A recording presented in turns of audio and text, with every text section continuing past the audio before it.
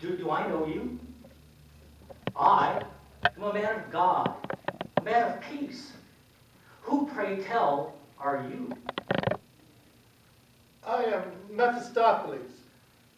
Mephistopheles. I don't believe I know a Mephistopheles. Some call me Lucifer. Luther? Luther, yes, I know Luther. No. I am the devil. The devil? The devil? I disown you. I renounce you. I cast you out. I don't even like you. You cannot. What do you mean, I cannot? You cannot do any of those things. And why not? Because I am you. You are not. I am. Are not. Am. There is only one presence and one power in my life and in the universe. God the good. Capisce? Just one? Just one. One. One. Well, at least one of us is hungry. You want to do lunch? Sure.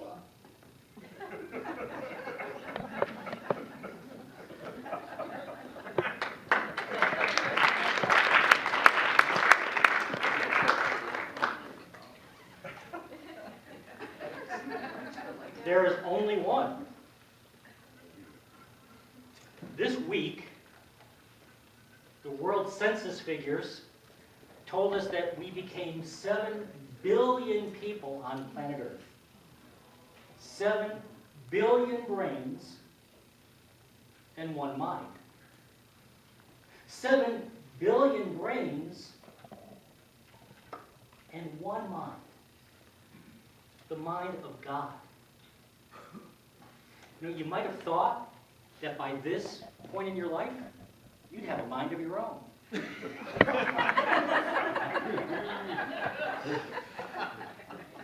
And that, my friends, is the human rub.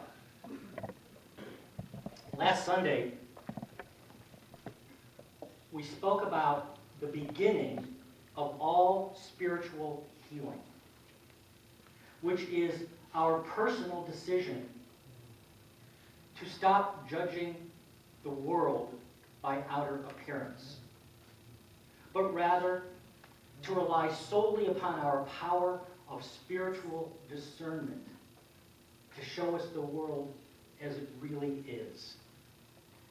The power that we have within us that sees beyond the appearance of all apparent opposites in the world. That there are no holy men or devils, no angels, no demons, no good guys, no bad guys. Not in the realm of spiritual discernment, spiritual understanding. And this is the path to all healing and true inner peace, which is what each of us desires. I don't need to tell you that. Ask that of yourself. What is it you most desire, first desire, before all else? And I believe the answer is peace for each of us. What does it look like in your daily life as you're walking around, doing what you need to do? And we all have things that we are called to do, physical things in the world. It looks like this. It looks like your inner dialogue consciously playing out. I choose not to judge by appearance. I choose not to rely upon my sense of sight, hearing, taste, smell, touch, to understand the essence of what I behold in the world. I rely upon the power of spiritual discernment that is in me, because God lives in me. The Christ lives in me. I am the Christ, and the Christ is me. still in our world, and even in New Thought communities like Unity, like ours, too often we hear the word Christ and we think only of Jesus. And certainly Jesus expressed the Christ beautifully. Some say perfectly. I'm not so sure. You might think, why aren't you so sure that he could express it perfectly? I'll tell you. Because he said so himself from his own mouth. He said, the things I have done, these and greater things shall you do. So maybe that was an invitation to express the Christ even more perfectly from Jesus' mouth himself. The Christ is who you are. The Christ is the true expression of every man, every woman, every child. It is God in you.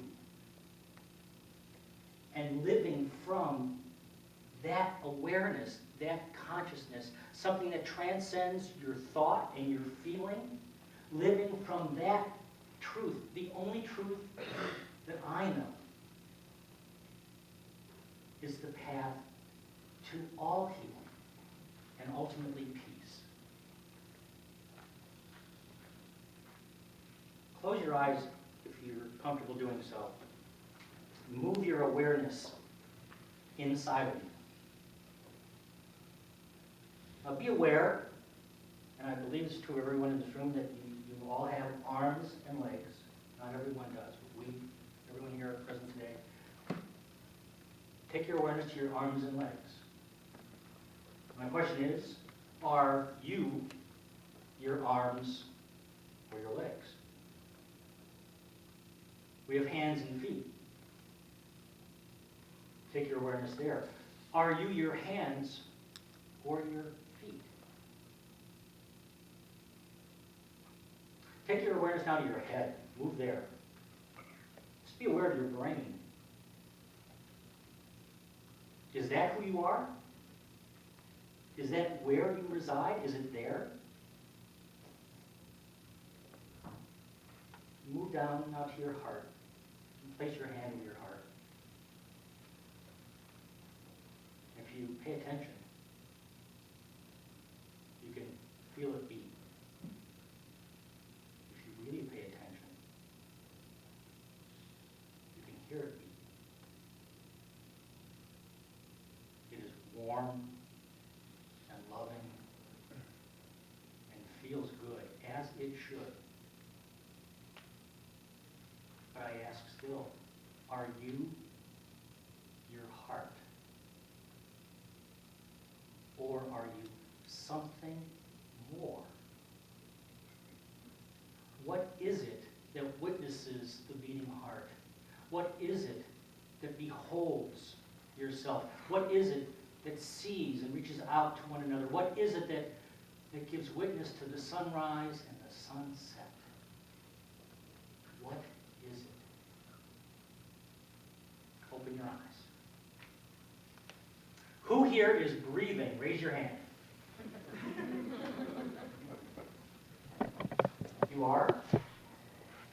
Your hand is up. You're breathing? You're breathing? What about you? You're breathing. You're sure? You think so? Oh, okay. Well then, if you are breathing, let me ask you a question. Do you have a heart condition? Do you have high blood pressure? Just a little bit?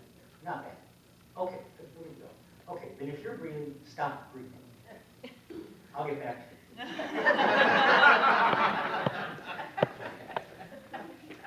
you. This month's talks are inspired by Joel S. Goldsmith, an American mystic and spiritual healer.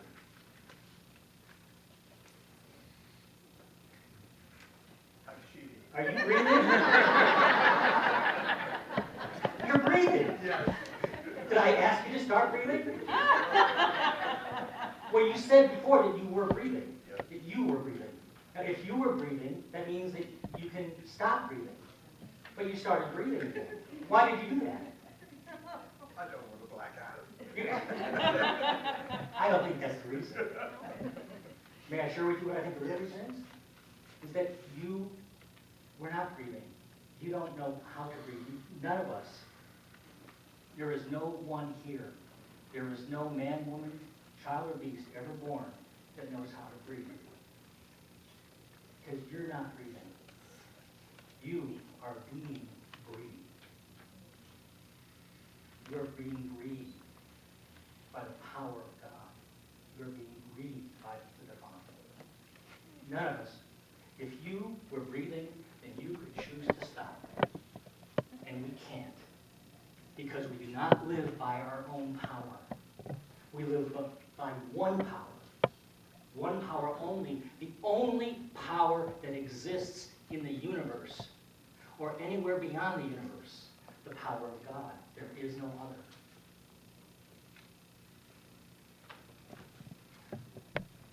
There was a little disruption, a little diversion, because he started breathing. So let me get back.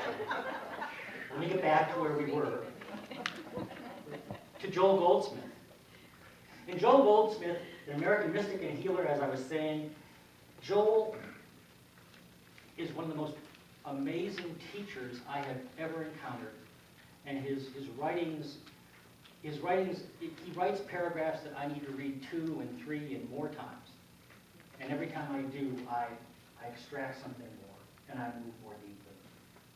And I want to share with you one of his writings right now.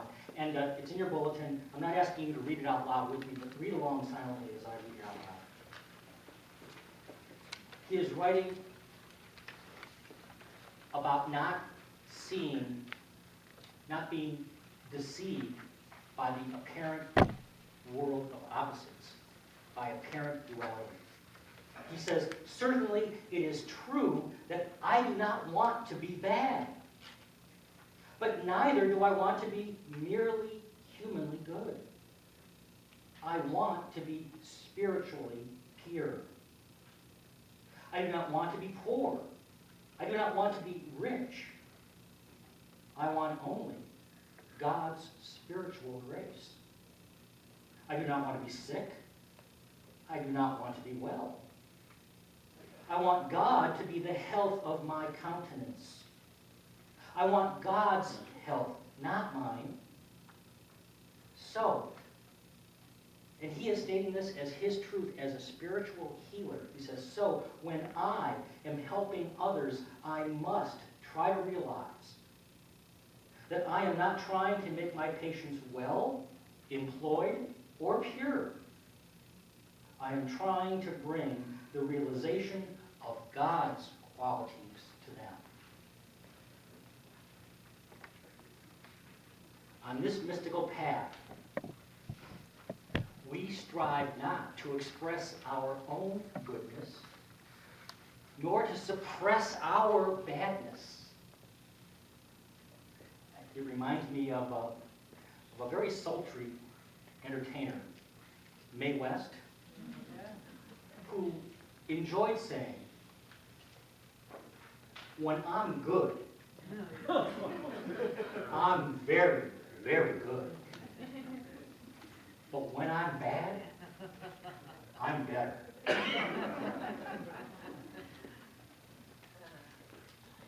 We strive not for our goodness or to suppress our badness, because where is our attention when we are doing that?